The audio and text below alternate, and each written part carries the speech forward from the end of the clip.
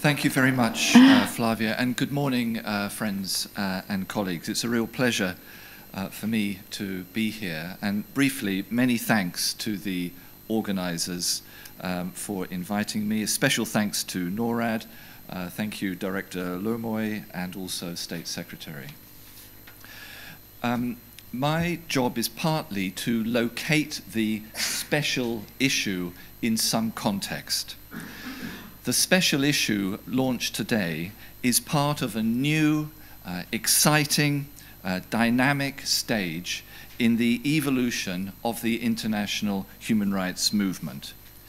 And this new stage is very challenging, but it's also full of promise.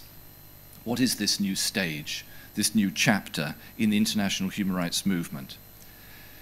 We've moved from a focus on civil and political rights to a focus on civil and political rights and economic, social and cultural rights, such as the right to the highest attainable standard of health. We have moved from what Kofi Annan called from the era of declaration to the era of implementation. We've moved into the era of human rights mainstreaming.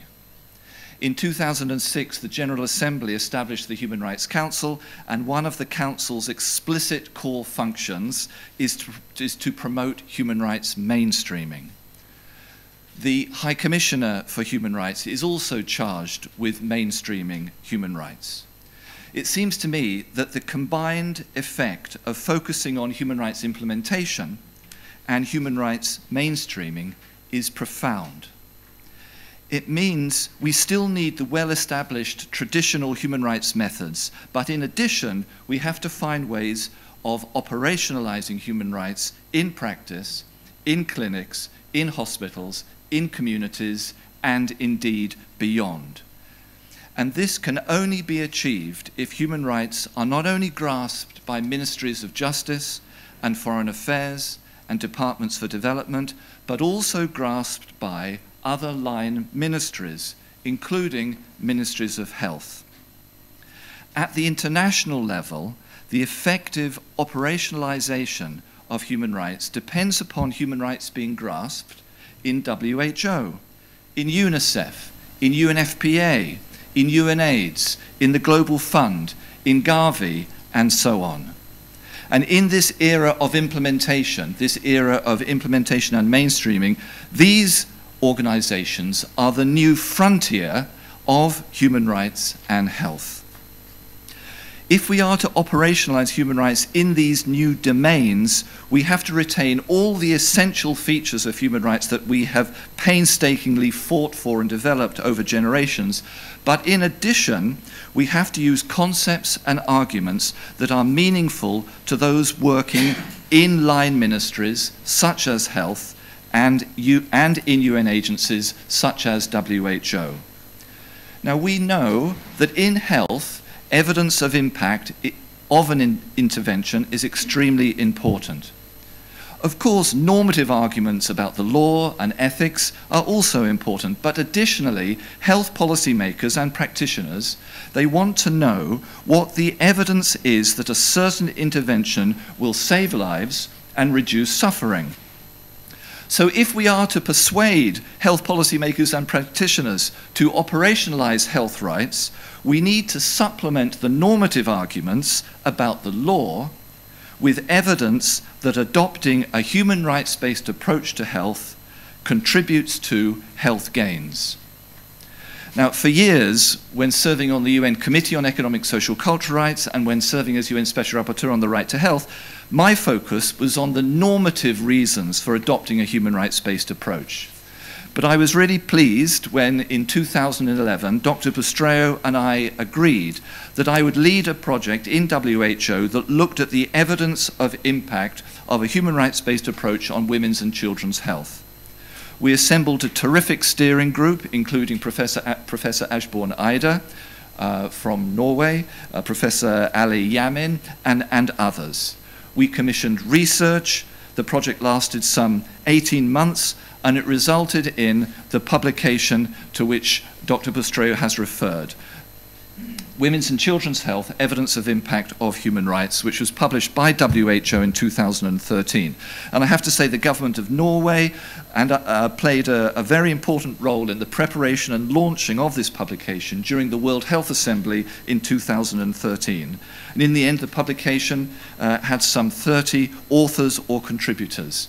Now, briefly, in this WHO monograph of 2013, we mainly looked at government interventions that were explicitly shaped by human rights.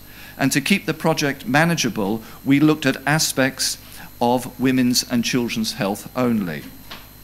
Of course, definitions became extremely important. Definitions about what do we mean by human rights-based approach, what do we mean by evidence, what do we mean by impact.